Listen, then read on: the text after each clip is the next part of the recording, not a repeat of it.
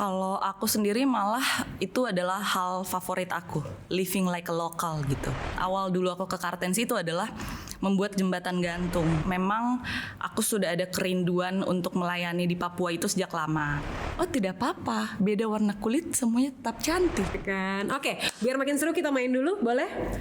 Jadi ini adalah, jadi ini adalah games jawab cepat. Kayak bagus banget, kayak surga yang ada di bumi itu ada di Papua. Itu betul.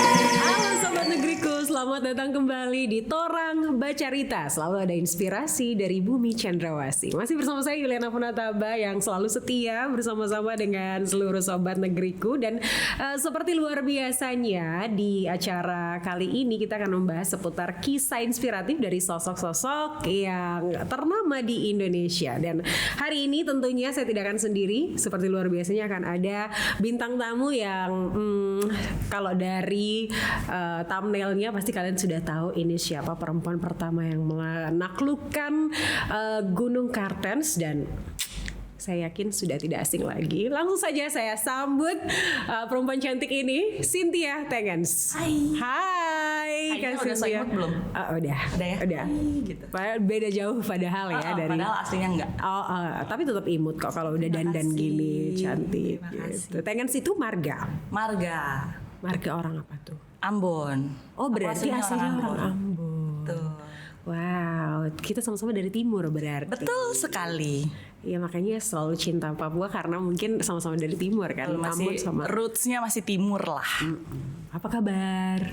Sehat, puji Tuhan. Iya kelihatan ya, segar banget gitu. Karena abis di make upin tadi. Aslinya mah buluk. Enggak dong. Tapi Cynthia Tengens ini dikenal sebagai seorang traveler. Senang nggak dijuluki begitu? Dibilang seneng kalau menghasilkan cuan kali ya. Tetap cuan number one. Status aja kan ya udah sih gitu. Tapi ya dijuluki traveler mungkin karena memang kegiatannya lebih banyak jalan-jalan gitu. Tapi benar nggak sih dirimu adalah perempuan pertama yang menaklukkan Puncak Kartens? Kayaknya nggak bener deh. Serius? Kayaknya sebelum aku, setahu aku sih ada perempuan-perempuan lainnya. Cuma mungkin perempuan Maluku pertama, iya. Oh, perempuan Maluku. Tapi pertama. itu juga aku lihat di artikel gitu, karena aku nggak tahu tuh dan aku tidak pernah membranding diri aku sebagai perempuan Maluku pertama yang naik Kartens gitu. Enggak. Itu kata ayo orang. Artikel siapa tuh yang bikin tuh? Ayo dikoreksi. Tidak tahu. Jangan sampai ke Cynthia diajak ribut sama traveler lainnya. Kan? Betul. Tapi ini kan dirimu tuh dikenal sebagai seorang host Jejak Petualang. Masih nggak sih di Jejak Petualang? Udah enggak. Terakhir tuh 2017 akhir lah. Dulu aku lama emang di program itu, 5 tahunan. Jadi brandingnya memang kebanyakan orang taunya aku di program traveling, program adventure, program jalan-jalan karena Jejak Petualang itu dulu. Tapi ada gak sih kan kamu sama sekali out of nowhere dicemplungin ke sebuah program jalan-jalan yang tentu aja di awal pasti itu kan gak mudah gitu. Awal ada kesulitan gak sih selama menjelajah alam? Selama menjelajah alam sih kebetulan puji Tuhannya enggak. Mungkin karena aku juga anaknya nggak yang neko-neko, nggak mau nyobain ini, nggak mau nyobain itu. Kadang ada makanan yang tidak biasa, yang orang lain anggap ekstrim. Kan ada beberapa orang yang geli atau nggak mau cobain. Nah kebetulan aku orangnya apa aja yang ada depan mata aku hajar gitu loh. Suka nggak sukanya ya itu jadi experience aku gitu. Jadi di awal sih aku nggak mengalami terlalu banyak kesulitan sih soal jalan ke hutan, terus tinggal di hutan, itu sih enggak. coba dinikmatin aja. Tapi berarti di awal itu kamu bukan memilih lokasi mana yang kamu mau datengin, itu memang dipilih atau kamu milih sendiri? Nggak bisa milih. Oh. Jadi emang itu udah dipilihkan oleh produser dan juga tim kreatif. Aku sebagai host ya manut aja apa yang harus dilakukan di tempat tersebut gitu. Untungnya kalau aku sih mencoba untuk menikmati setiap perjalanan ya, karena walaupun perjalanan sudah direncanakan sebagaimana rupa, tapi namanya bekerja di alam kan pasti ada hal-hal yang tidak terduga, baik cuaca, kemudian masuk ke pelosok, kita perlu mengenal karakter orang-orang dan budaya yang berbeda. Kalau aku sih lebih kayak let it flow aja, apapun kesulitannya ya dianggap sebagai pembelajaran gitu, dan coba menikmati, karena aku sendiri mengalami dengan aku menikmati perjalanan sesulit apapun, perjalanan itu terasa lebih mudah. Ketika perjalanan mudah tapi kita ngeluh mulu, jadi kayak makin sulit perjalanannya gitu.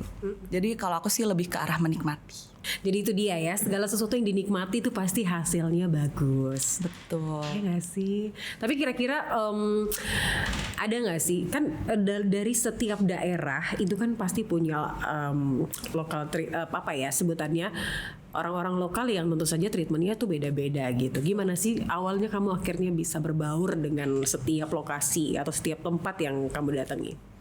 Kalau aku sendiri malah itu adalah hal favorit aku, living like a local gitu. Karena kita nggak cuma datang ke satu destinasi terus ngelihat tempat wisata atau apa, tapi lebih ke arah berbaur dan tahu lebih dalam kehidupan masyarakatnya kayak gimana. Treatment pasti beda, karena kan tiap daerah, tiap rumah aja punya karakter orang yang beda-beda gitu.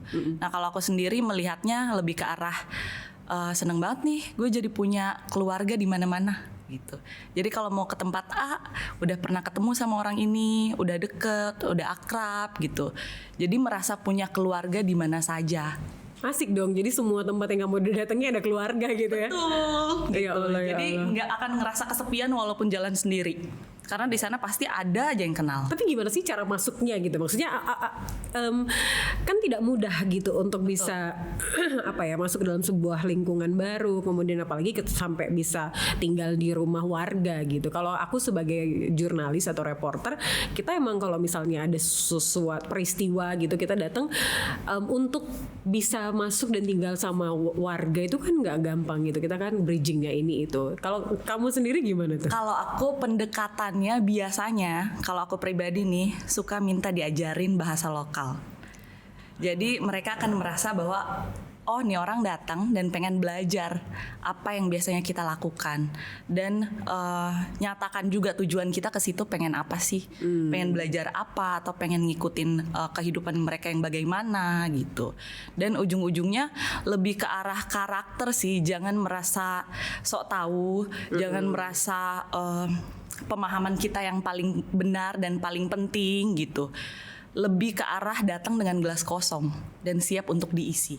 Dan yang ngisi bukan kita, tapi yang ngisi orang lain itu. Gitu. Kalau aku sih gitu sih biasanya.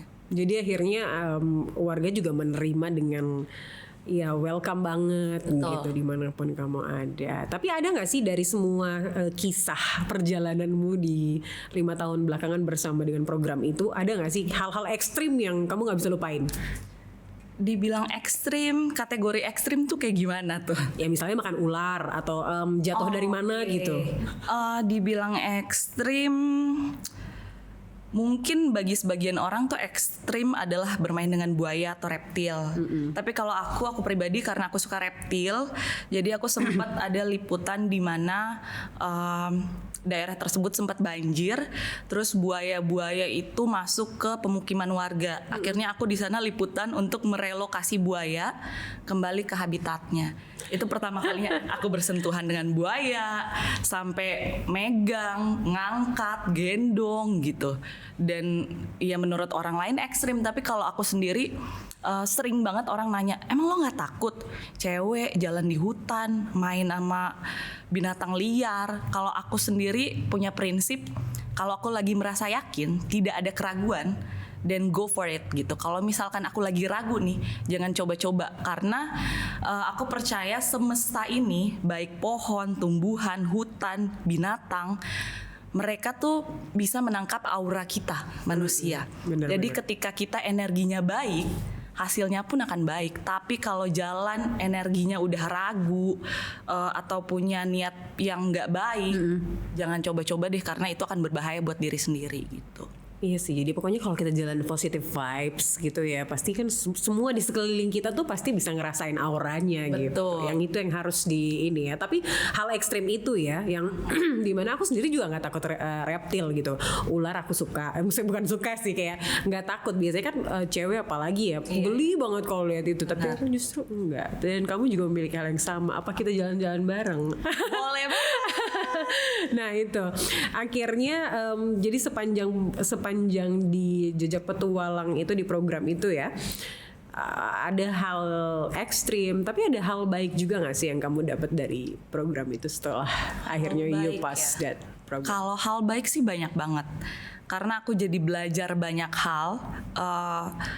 Pergi ke tempat-tempat yang berbeda dengan karakter orang dan budaya yang berbeda, situasi lingkungan dan juga alam yang berbeda-beda. Aku jadi belajar banyak hal dan aku meyakini bahwa apapun yang gue tahu nih, gue sebenarnya nggak tahu apa-apa gitu.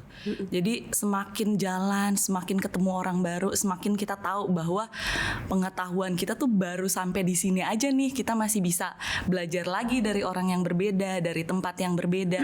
Bahkan satu tempat yang sama datang di waktu yang berbeda aja, momennya tuh bisa beda gitu.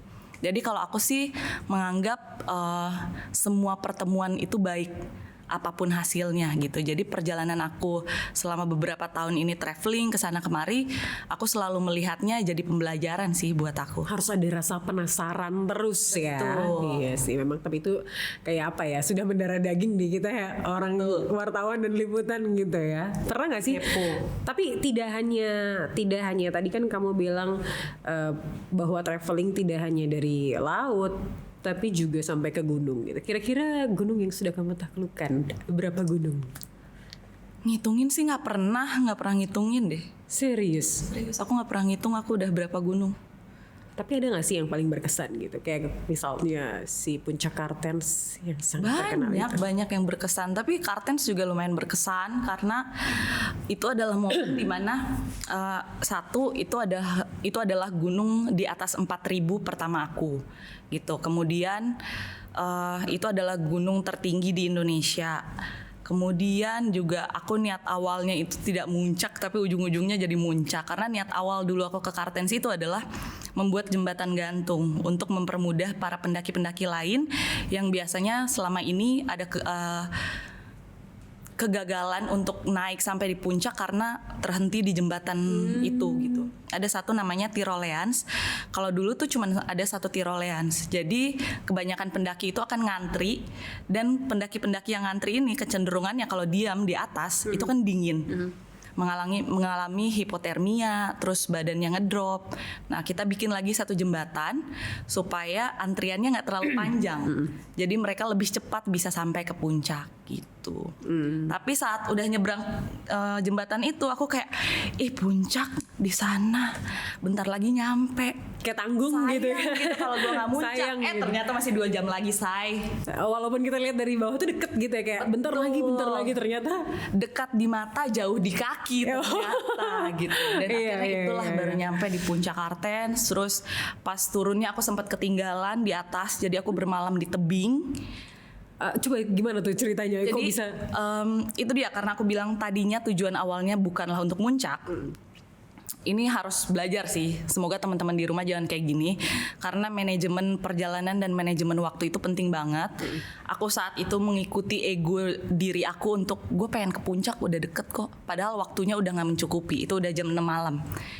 Udah jam 6 sore. Jadi nyampe di puncak itu udah jam 8 malam. Dan itu sangat berbahaya di atas gunung yang di atas 4.000 itu. Untuk muncak di jam segitu lumayan bahaya, karena ekstrimnya cuaca itu bisa luar biasa berubah dengan sangat cepat. Bisa yang tiba-tiba berangin, bisa tiba-tiba badai, bisa tiba-tiba hujan salju. Jadi saat itu di puncak kita nggak boleh terlalu lama, 8:30 turun, dan nyampe di perjalanan pertengahan itu lagi rappelling di tebing. Di situ aku mengalami AMS. atau acute mountain sickness. Jadi saat itu oksigen aku ke otak itu sudah menipis. Wah. Jadi aku lagi turunin tebing, lagi sambil rappelling, aku ketiduran di tali. Astaga, Di itu situ bahaya kita kan banget ada sih. sistem body kan, sistem body, dan salah satu body aku waktu itu Kopassus, dan dia juga udah ngos-ngosan, udah kayak kita semua AMS saat itu.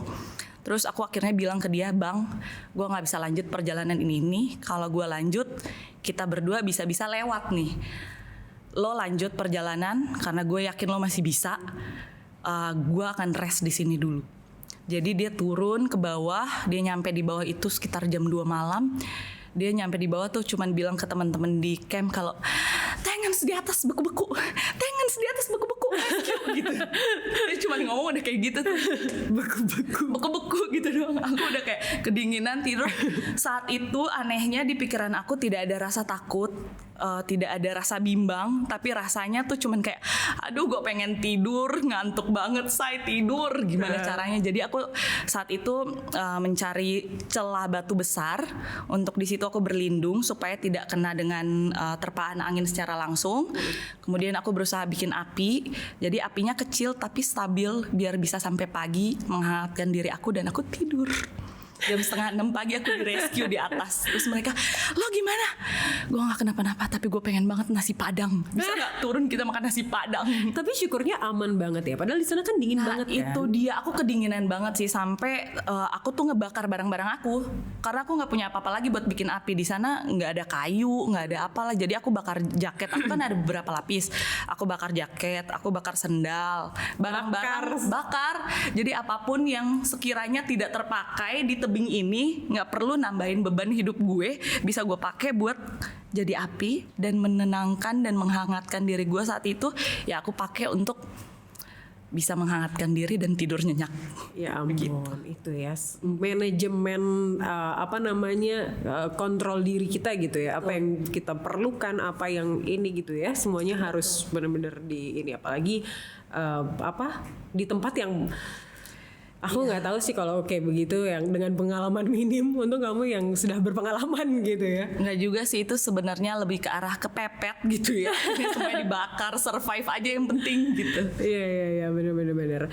Tapi kira-kira kalau itu kan salah satu ikon di Papua juga ya, Puncak Kartens. Dari gunung kira-kira daerah-daerah lain yang udah kamu datangi di Papua dan Papua Barat apa aja nih? Oke, kalau daerah Papua, aku pernahnya ke Raja Ampat, kemudian juga Wamena, lembah dan pegunungan, kemudian juga Timika, karena saat itu kan mau ke Kartens lewat Timika.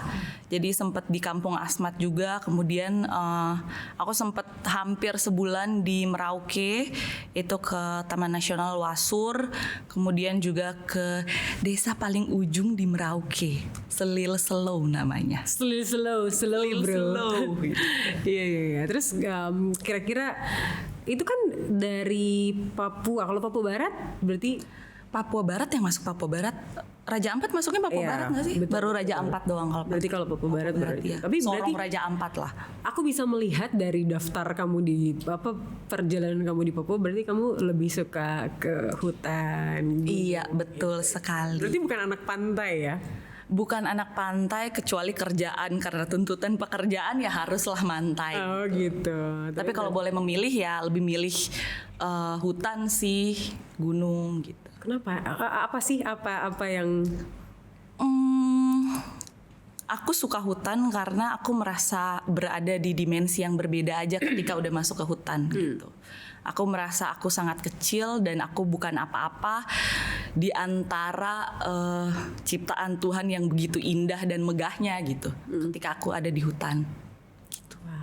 Iya, makanya kamu kalau dari Instagram kamu, kemudian di sosial media kamu tuh memang aku lihat banyak kan kamu ke daerah-daerah yang banyak hutannya kayak di Kalimantan, kemudian ke Papua juga, Papua bagian pegunungan ya. Kayak kemarin terakhir aku lihat kamu ke Jayawijaya. Betul, Kabupaten Jayawijaya. Kira-kira kegiatan apa tuh? Aku sebulan di sana, jadi sebenarnya lebih ke arah social work sih. Memang aku sudah ada kerinduan untuk melayani di Papua itu sejak lama, tapi masih kepentok dengan budget dan juga riset yang masih kurang. Karena beberapa wilayah di Papua yang pelosok banget itu, kalau kita googling, informasinya sangat sedikit. Wait, sebelum kita lanjut, aku pengen tahu deh, maksudnya apa yang membuat rasa kerinduan itu muncul gitu? Karena kan tidak mudah gitu untuk orang, apalagi orang di luar Papua. Kayak kita misalnya orang asli Papua pun, anak-anak muda Papua, tidak semuanya punya kerinduan yang sama, punya hati yang sama untuk melayani masyarakat di Papua, apalagi di pedalaman gitu. Why? Kalau aku sih trigger awalnya adalah aku pernah ngeliat di Instagram ada anak kecil Papua lagi main, terus aku kontak lah pemilik Instagram ini, pemilik akun ini gitu. Dan aku waktu itu bilang ke dia bahwa aku pengen kesana, aku pengen melayani di tempatnya dia, karena di situ dia menceritakan daerah kehidupannya gimana, kesulitannya apa. Kayaknya aku tahu deh. Dan di situ aku Ya. tergerak gitu. Nah, tapi saat itu aku menemukan kesulitan di mana aksesnya sangat sulit ke sana. Pertama itu, kemudian kedua ya aksesnya juga mahal gitu loh. Bener. Harus charter pesawat yang kayak gitu-gitu. Dan aku akhirnya di situ memilih untuk ya udah, pokoknya gue pengen ke Papua, gue pengen melayani di sana. Gue nggak mau ke Papua buat sekedar kerja doang, karena selama ini aku ke Papua kan tuntutan pekerjaan. Aku tidak pernah yang melayani di sana. Terus akhirnya aku di situ aku kayak gue harus nabung nih. Gitu. Nabung untuk bikin program di sana, jalan ke sana, seenggaknya datang tidak hanya bawa diri, tapi ada yang bisa kita bawa dan ngebantu teman-teman maupun anak-anak di sana, gitu sih. Wow, seru banget. Ini aku salfok sama gelangnya. Coba dong diangkat. Itu dari Mama Kurulu, terima kasih Mama Maria. Mama Maria yang Walaupun bikin. kayaknya Mama Maria tidak nonton YouTube, TV dan lainnya. Tapi kan semua orang ini Sobat Negeriku pasti nonton. Sobat Negeriku ini tuh biasanya dibikin bukan homemade, tapi maksudnya dibikin sendiri. Betul. Nah, ini dari apa namanya? Manik-manik, terus dibikin pakai nelon gitu. Terus dimasuk-masukin gitu. Dapat banyak souvenir sih kemarin dari warga lokal tuh yang kita ke sana main, dikasih koteka, dikasih noken, dikasih gelang-gelangan. Padahal koteka dipakai untuk cowok ya. Betul. Ini buat oleh-oleh. Terima kasih gitu. Iya memang. Bahkan dikasih labu, dikasih ubi. tapi memang begitu. Jadi orang Papua itu, apalagi mama Papua yang di daerah pegunungan gitu, mereka menunjukkan kasihnya tuh dengan seperti begitu. Jadi dikasih makanan, kasih sayur gitu ya. Kalau misalnya kita mau pulang tuh, ini sayur untuk anak, bawa pulang sekali. gitu. Kan kita tidak mungkin tolak juga tuh. Mungkin nanti kita bawa pulang jagung, ubi, ya lumayan lah ya, menghemat. Kita kan di Papua tuh mahal tuh kehidupannya, dikasih ini ya udah kita pulang masak. Iya. Balik lagi. Berarti kemarin di Jaya Wijaya di distrik apa? Sorry. Distriknya aku ke beberapa distrik kemarin, ada Walai, Kurulu, Walesi, kemudian juga ke arah Lanijaya itu kita ke Embu gitu. Oke. Nah, kegiatannya itu adalah kegiatan sosial gitu. Tapi berapa lama kemarin di sana? Sebulan kurang 1 hari. Sebulan kurang 1 hari. Betul. Itu kenapa bisa lama banget di sana? Karena sebulan kurang 1 hari aja tuh rasanya belum cukup mengenal lebih jauh dan melayani di sana gitu loh. Tapi setiap orang yang aku interview ya selalu bilangnya 1 bulan tuh nggak cukup gitu. Emang gak cukup, luas banget. Luas banget, karakternya beda. Kita beda distrik yang berdekatan aja tuh karakternya beda, bahasanya beda, kebiasaannya beda, cara pendekatannya juga beda gitu. Jadi pas di sana tuh kegiatannya apa aja sih? Mengajar kah? Atau apa nih? Kalau kemarin kegiatan aku di sana masih assessment untuk program yang ingin dijalankan di tahun depan. Kemudian juga mengajar. Kemudian juga kita ada agenda bercocok tanam. Jadi kita bawa bibit dari Jakarta, kemudian coba ditanam di sana, bibit sayuran. Kemudian juga kita bagi-bagi solar panel untuk teman-teman yang memang di daerah atau di Honainya tuh belum ada listrik gitu. Kemudian bagi-bagi susu, bagi-bagi buku gambar, alat tulis, pensil warna, seragam, kayak gitu sih. Mengajarnya berarti mengajar anak-anak atau Mengajar anak-anak. bebas saja gitu, maksudnya segala usia? Anak-anak sih, lebih dari usia batita sampai SD, SMP juga masih sih. Iya sih, tapi kalau di sana tuh di daerah pegunungan tuh memang apa namanya kental banget ya tradisinya segala macamnya. Kira-kira yang paling melekat apa nih? Apa ya? Bakar batu kali. Bakar batu ya, iya sih. Kayaknya semua orang tuh kalau dari pegunungan tuh pasti. Dan kebetulan banget kemarin pas ke sana lagi ada acara wisuda. Jadi kita diundang untuk bakar batu. Kalau enggak kan kita belum tahu kapan ada event bakar batu kan. Iya benar sih. Dan itu pasti eventnya gede banget.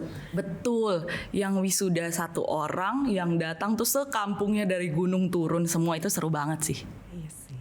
Tapi memang apa namanya di Papua tuh terkenal apa ya solidaritasnya gitu. Betul, kekeluargaannya. Keluargaannya gitu. Jadi lu datang ya bener-bener untuk menghadiri acara itu dan benar-benar dirayakan untuk bersama gitu. Lu mau datang dengan tangan kosong atau mau datang bawa apa aja tuh fine gitu. Dan lu menikmati itu banget ya. Banget, seru banget sih. Iya sih, aku bisa merasakannya dari Instagram kamu yang menunjukkan banget Iya, gitu bahwa betul. kamu menikmati. Itu masih banyak yang belum diposting saking banyaknya konten. Jadi kayak aduh males posting mulu, capek, belum sempet diedit gitu-gitu. Karena kan di sana sebulan ngelihat hal yang belum pernah aku lihat sebelumnya gitu. Oh gitu. Iya, banyak hal gitu loh. Yang selama ini aku ngelihatnya potong jari itu cuman aku lihat di Google. Sekarang aku ketemu dengan banyak sekali orang yang potong jari yang kayak gitu. Tapi kamu pernah gak sih maksudnya lihat secara langsung selama sebulan di sana kira-kira ada gak sih tradisi tersebut yang kamu akhirnya lihat pas mereka lagi potong jari? Lagi gitu? potong jarinya sih enggak. Cuman aku ketemu dan lihat beberapa orang yang memang jarinya udah terpotong gitu. Lebih kebanyakan sih orang yang sudah tua, jadi nenek-nenek gitu-gitu. Betul. Jadi memang tradisi potong jari itu untuk apa namanya menunjukkan bahwa dia kehilangan seseorang gitu, keluarganya gitu kan. Dalam kedukaan yang sangat mendalam gitu ya. Tapi berarti kamu main juga sama anak-anak di sana gitu? Main dan lucu banget di sana. Kita kan kebetulan bawa alat cukur, jadi pengen bikin program cukur rambut gratis gitu. Nah itu ternyata banyak yang ngantri, banyak yang Serius? minta dicukurin rambutnya gitu. Memang mereka seneng sih ya kalau ada yang Jadi ada datang bawa sesuatu kesempatan, yang mau baru. dong cukur rambut gitu.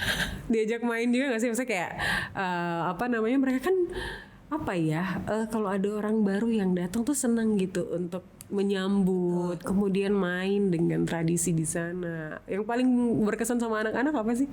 Apa ya? Satu hal sih yang nggak aku lupain.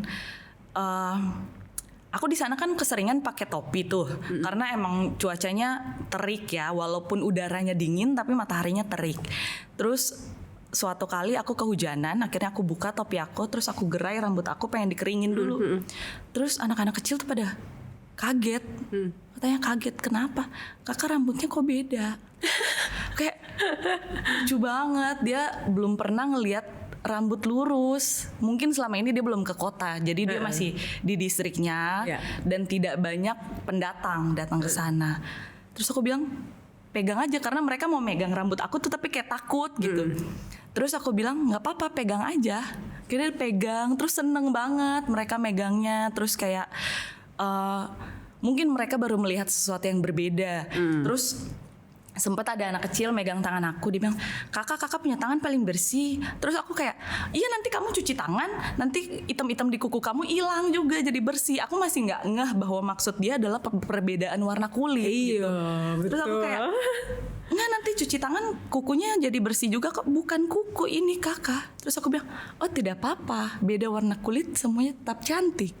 Iya betul. Tuh, karena mungkin mereka belum pernah melihat perbedaan itu. Dan sebutan di sana kan kayak kulit bersih itu maksudnya cerah gitu. Cerah maksudnya. Aku kayak dia bilang kulit bersih, aku pikir kuku-kukunya kan main tanah atau apa gitu, kukunya hitam-hitam. Ternyata maksud dia warna kulit. Terus aku di situ kayak merasa sangat terenyuh gitu, dan aku merasa bahwa udah saatnya sih untuk mereka tahu dunia luar seperti apa, dan mereka merasa dirinya juga tetap luar biasa.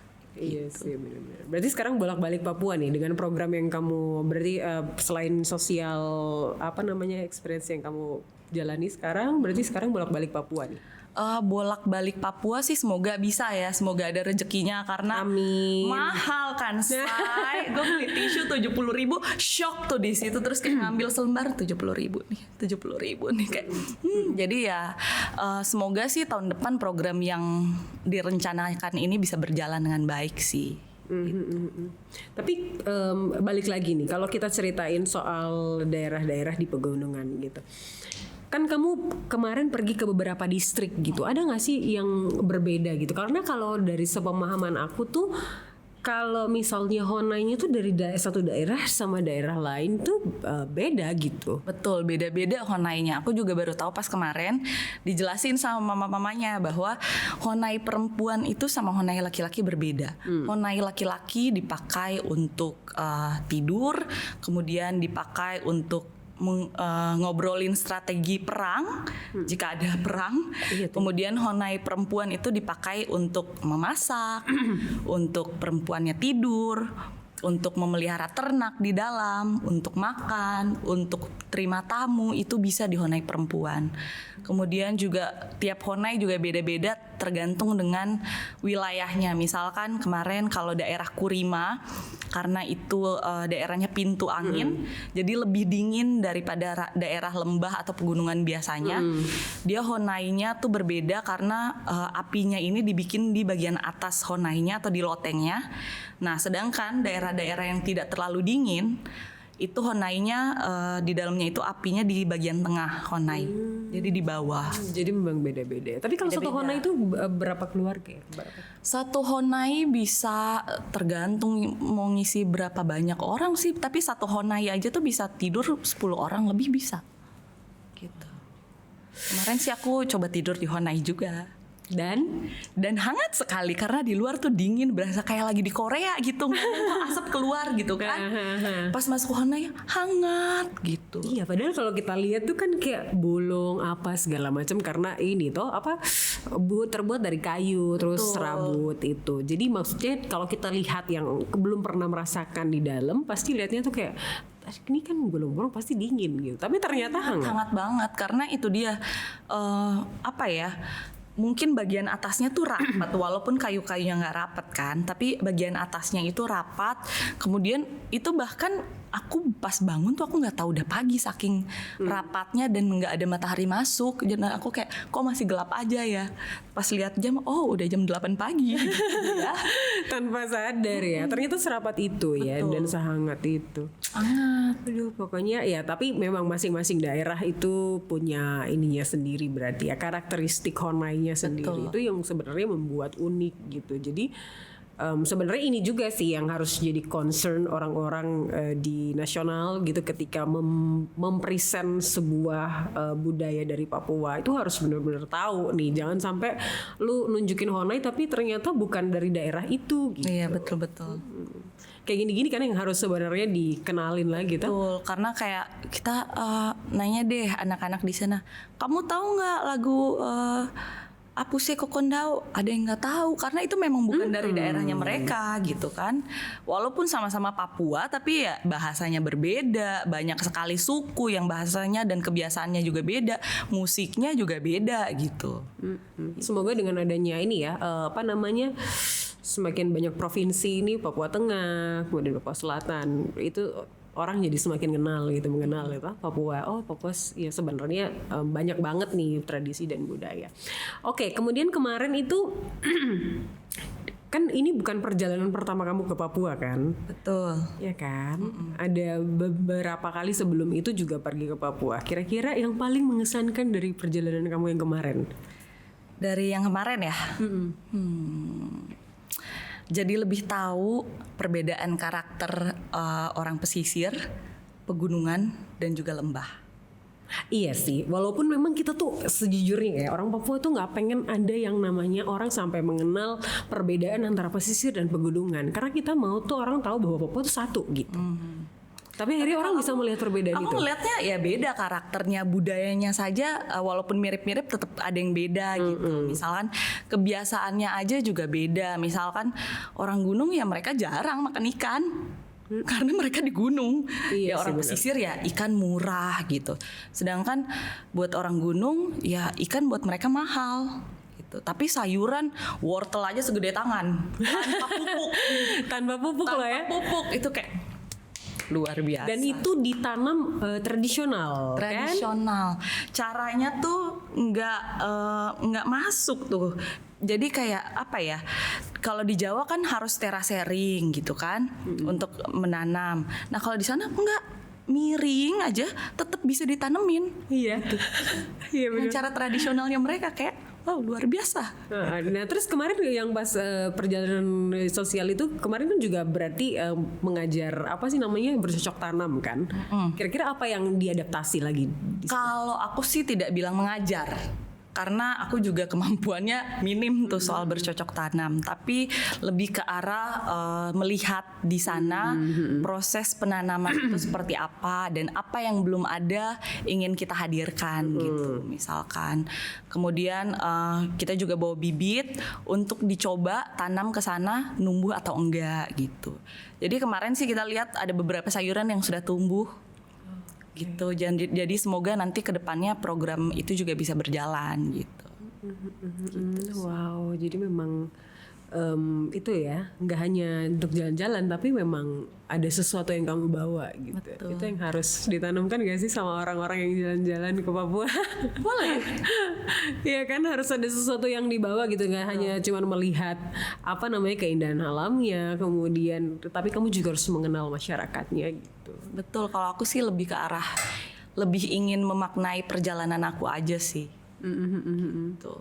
Iya sih, kamu kan seorang traveler yang terkenalnya kalau traveler itu nggak hanya jalan-jalan tapi ada sesuatu yang dibawa gitu kan. Iya. Terus kemudian terakhir itu ke Walaik, distrik Iya. Walaik. Distrik Walaik itu salah satu tujuan aku kemarin sih. Jadi ada distrik Kurulu, Walesi, Walaik, sama yang di Lanijaya. Oh, jadi terakhir tuh Walaik. Kira-kira apa yang kamu dapetin dari sana?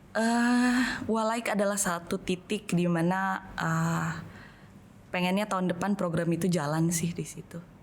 Kenapa tuh? Karena aku melihat antusiasme dari anak-anaknya menerima kami, kemudian juga masyarakatnya. Jadi kemarin tuh aku sebenarnya di situ masih main sama anak-anak, main terus kita makan biskuit bareng, kita minum susu bareng, terus ngasih mereka seragam sekolah, terus datanglah bapak-bapak. Kalian kalau bisa sering-sering kayak gini di sini gitu. Kita tuh di sini ada SD, tapi gurunya cuma sedikit gitu. Terus SD itu cuma satu, sedangkan satu distrik ini ada beberapa desa dan desanya tuh jangankan desanya. Honainya aja dipisahkan oleh bukit gitu, apalagi desanya gitu. Jadi anak-anak dari mana-mana yang jauh, desa yang jauh-jauh kumpul untuk sekolah di sini gitu. Dan mereka ngelihat si bapak ini bilang, kami senang kalau seperti ini kan anak-anak biasanya cuma ada sekolah SD, anak-anak yang kecil tidak ada TK, tidak ada PAUD gitu. Jadi mereka biasa cuma ikut orang tua. Kalau kayak gini kan mereka jadi ada kegiatan gitu, mewarnai bareng, kita main gitu. Jadi mereka lebih ada kegiatan sih gitu. Terus bapak itu bilang kalau bisa nanti di sini bikin PAUD gitu, bikin TK. Jadi nanti anak-anak masuk SD udah nggak kaget. Pas denger itu kamu agak PR juga ya. Tapi di situ aku jadi punya motivasi lebih untuk oke, ini adalah titik yang pas banget karena masyarakatnya menerima, kemudian anak-anaknya juga excited banget gitu. Terus aku sempat nanya ke mereka, kalau misalkan kakak tahun depan jadi guru kamu mau nggak? Mau. Jadi itu yang kayak gimana pun caranya, semoga tahun depan bisa berjalan sih programnya di Ya, situ. semoga ya. Aku juga pengen ikut dong. Tentu saja, boleh. Sebagai volunteer gitu kan. Boleh banget. Tapi dari semua daerah yang kamu datengin nih di Papua dan juga Papua Barat, kira-kira sorry, ada nggak sih tradisi unik di Papua yang akhirnya itu membuat kamu kagum banget gitu? Kalau aku tradisi uniknya potong jari sih. Yang aku kayak sampai sekarang tuh masih amazed banget gitu. Betapa apa ya? Zaman dulu, mungkin sekarang juga masih ada kan. Aku sempat ngobrol ke mama-mamanya, mereka bilang masih ada tapi sudah sangat jarang. Tapi dulu ketika orang tercintanya berpulang, mereka tuh merelakan dirinya untuk merasakan kesakitan yang begitu luar biasa di fisiknya, karena dalam hatinya ini sakit banget. Iya, bisa. Mereka berduka sebegitu dalamnya sampai harus potong jari, itu kan sakit banget. Terus aku dikasih lihat itu pisau yang buat potong jari dari batu, itu kayak tidak terbayangkan. Kapak batu itu ya. Aduh, yang pakai pisau yang tajam aja sakit batu apalagi. tajam itu kayak, tapi sebegitunya mereka menghargai orang yang mereka kasihi gitu loh. Iya betul, karena emang orang Papua itu selalu pakai kasih. Yes. Pakai love gitu. Iya nggak sih, kamu pun ke Papua pun merasakan demikian. Betul kan? sekali. Merasa sangat diterima bagaikan keluarga, padahal baru ketemu sekali 2 kali gitu. Tapi baru ketemu sekali udah disuruh bawa pulang ubi, hipere, kemudian jagung, labu, segala macam gitu loh. Iya. Itu sih. Mereka udah langsung love at the first sight gitu kan. Betul. Ya ampun, aku senang deh setiap orang yang datang ke Papua kemudian pulang bawa sesuatu, terutama masyarakatnya yang penuh kasih tuh rasanya kayak bangga banget gitu. Bangga banget dalam arti wow, berarti memang dari segala kekurangan yang kita miliki, kita masih punya keunggulan, yaitu kasih yang besar gitu. Siapa aja, ya nggak sih? Setuju. Ya Allah, senang banget. Oke, nah terus kamu tadi di luar daripada kegiatan sosial ini juga ada Papua Menanam. Betul, itu sebenarnya Itu masuk beda sih, lagi sama masuk yang dalam tadi. kegiatan ini. Oh, masuk. Makanya aku tadi cerita soal aku bawa bibit itu. Rencananya kita mau bikin program Papua Menanam. Tapi ternyata dilihat kebutuhannya di sana udah pada jago menanam gitu. Malah kita yang belajar dari mereka. Iya Akhirnya sih. beralihlah program itu jadi disesuaikan lagi sesuai dengan kebutuhan di lapangan seperti apa.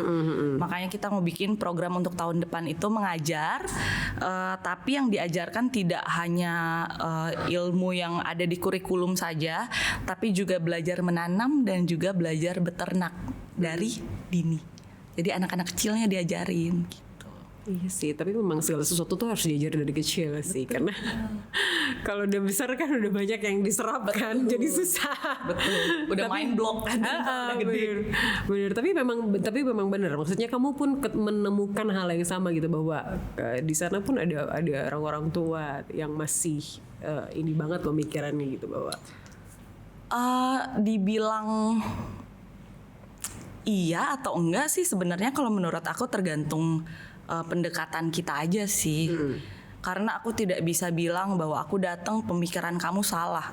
Siapa aku gitu iya, kan? balik lagi ya. Balik lagi kan setiap orang punya alasan untuk pemikirannya masing-masing. Kalau aku melihatnya, aku yang baru datang ke sana, aku yang harus lebih mengenal lagi pemikiran orang-orang tersebut dan alasan dibaliknya. Dan aku akan menyesuaikan.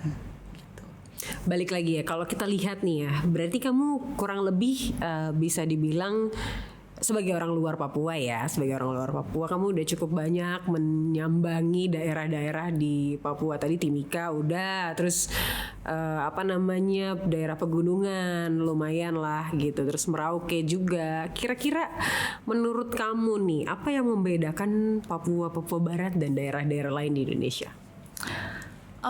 Kalau Papua Barat mungkin aku bisa bilang lautnya, karena aku baru kesana, baru ke Raja Ampatnya aja.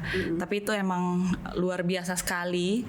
Walaupun aku tahu daerah Papua lainnya yang mungkin tidak seterkenal Raja Ampat, tapi juga punya alam yang sangat luar biasa. Kayak aku pengen banget ke Kaimana, aku pengen lihat whale shark di sana. Harus banget sih Ya Kaimana. kan? Aku tuh semua orang aku promoin ke Kaimana. Ya kan, aku tuh pengen banget ngeliat whale shark di sana gitu. Terus ngelihat karakter yang beda-beda juga gitu. Misalkan orang pegunungan tuh cara treatmentnya seperti ini ke pendatang gitu. Apapun yang punya mereka, hasil bumi dikasih ke kita gitu misalkan. Terus alamnya juga luar biasa banget sih, bedanya pegunungan maupun laut semuanya gila, bagus banget. Iya. Kayak bagus banget, kayak surga yang ada di bumi itu ada di Papua. Itu betul. Surga jatuh ke bumi ya. Itu betul. Aduh ya ampun. Karena memang segalanya tuh eksotis di sana. Bahkan aku sendiri yang orang Papua pun sangat kagum gitu karena apa ya? Tidak hanya sumber daya manusianya yang secara culture dan lain sebagainya tuh unik dan apa ya, mahal gitu kan, tapi juga alamnya itu loh kayak Betul. tidak bisa dibeli, ya ampun. Cakep banget sih. Mau ke pelosok mana aja, cakep banget Papua. Iya sih, bener. Kira-kira harapanmu untuk kedepannya bisa nggak sih bisa kesana lagi gitu dengan program-program lainnya? Tentu saja kalau bisa pengen banget datang ke pelosok-pelosok Papua dan juga memberi makna sih dalam perjalanan aku itu. Tidak hanya sekedar datang dan jalan-jalan. Iya sih bener. Karena setiap perjalanan tuh harus ada maknanya. Kalau enggak ya udah sekedar lo jalan doang. Betul. Iya kan. Oke, biar makin seru kita main dulu, boleh? Jadi ini adalah jadi ini adalah games jawab cepat atau flash game. Oke. Kamu harus menjawab Harus dengan cepat. Iya dong. Aku yakin kamu pasti bisa. Karena silahkan dipilih. Kita akan kasih 5 pertanyaan. Kamu pilih, aku bacain. Alright. Kamu bisa dong ya jawab cepat ya. Semoga Ya ya. orang tuh susah gitu kalau di ini cepat. Oke. Satu kata untuk anak-anak Papua itu? Luar biasa. Itu 2 kata sih, tapi ya udah. Itu dalam satu, luar biasa. Oh luar biasa. Kenapa tuh? Mereka sangat ramah, terus baik banget, nurut, walaupun kita mungkin ada perbedaan bahasa gitu ya. Mereka belum sepenuhnya memahami bahasa aku pun sama, belum sepenuhnya memahami bahasa daerahnya. Tapi kita bisa berkomunikasi dengan baik dan mereka sangat nurut. Ya, bingung ya. Maksudnya orang kalau datang ke Papua pun gitu. Maksudnya selalu berkesannya adalah kita ini kan nggak sama ya dari segi culture, dari segi apa ya bahasa. Tapi kok bisa nyambung aja gitu. Orang tuh bisa aja gitu dengan betah ke sana. Ya nggak sih? Betul. Itu karena mungkin ya itu pakai kasih lagi-lagi. Bahasa kalbu kita yang berbicara. Bahasa kalbu baik. Silakan next question. Oke. Aduh apa sih pertanyaan, jangan susah-susah dong. Kok jadi tegang gue main ginian. Oke, kalau tadi anak-anak Papua, sekarang Papua di mata kamu. Papua menawan.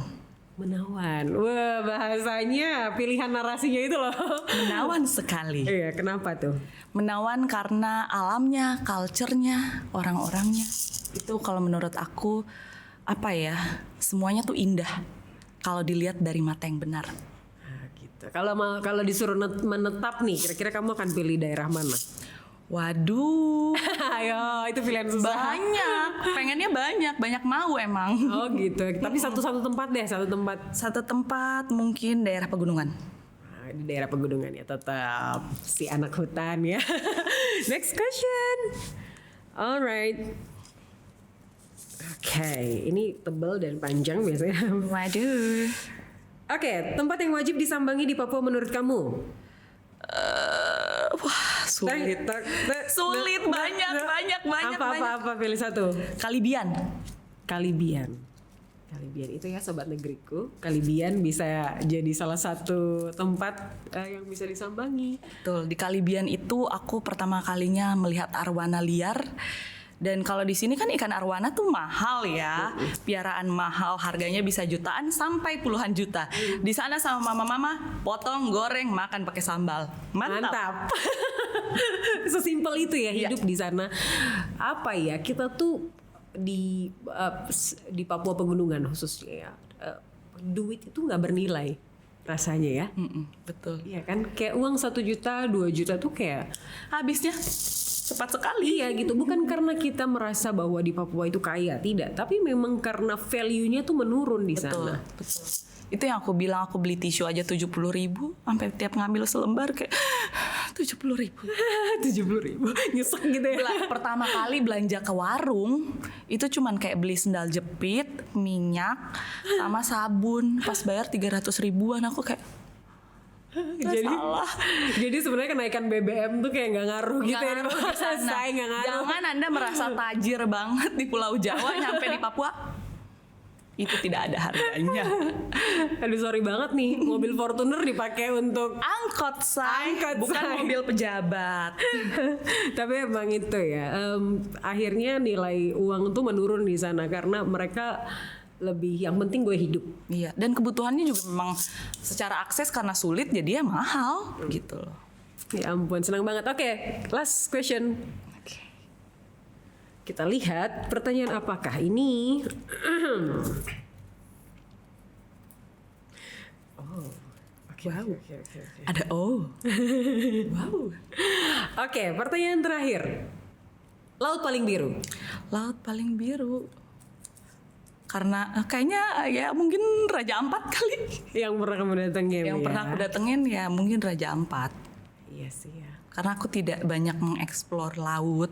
Jadi pilihan aku pun sempit gitu loh. Tapi emang apa ya bisa dibilang kayaknya Papua kalau soal laut. Iya, kalau udah masuk Pasifik tuh, itu kan di pinggir Pasifik tuh ya.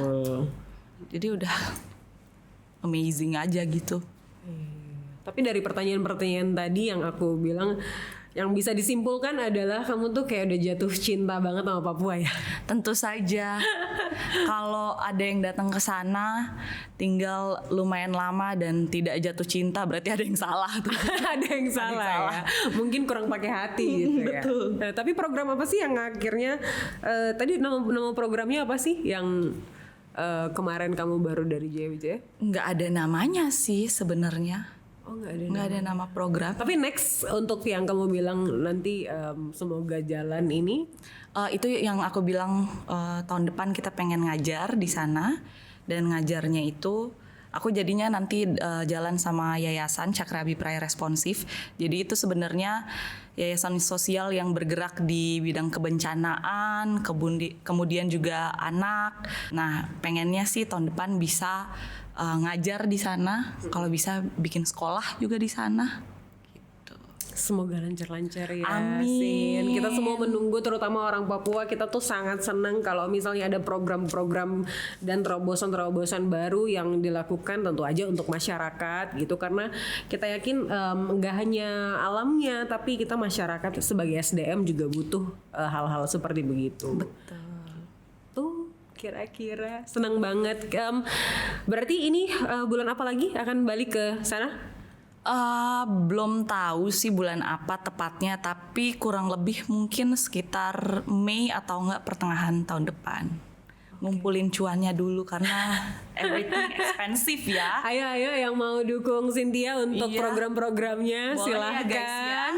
Karena tinggal di Papua pegunungan berasa tinggal di Eropa. Secara cuaca dingin, kemudian juga harga serba mahal. Nah gitu. Jadi memang butuh support ya dari segala sisi. Harus nabung dulu, banyak-banyakin kerja, cari cuan, nabung. Oke, tapi ada nggak sih harapan dan juga aspirasi yang kamu pengen sampaikan terutama untuk apa sobat negeriku yang juga mungkin notabene di sini kebanyakan yang nonton adalah anak-anak muda Papua gitu. Oke, kalau aku sih melihatnya peduli akan sekitar gitu. Semoga teman-teman kalau bisa teman-teman yang di Papuanya sendiri juga melihat dan tidak takut untuk menyuarakan isu-isu sosial yang ada di sana. Jangan takut bersuara kalau emang itu untuk hal yang baik. Gitu. Iya benar, karena orang tuh nggak tahu kan, kita yang tahu di sana seperti apa gitu. Jadi bersuaralah. Kalau bisa bersuara dan berikan aksi nyata. Asik. Nah itu jangan cuman koar-koar, tapi harus ada aksi nyatanya, kerja nyata. Iya, kampanye 2024. Salah. Tidak guys, bukan parpol ya guys.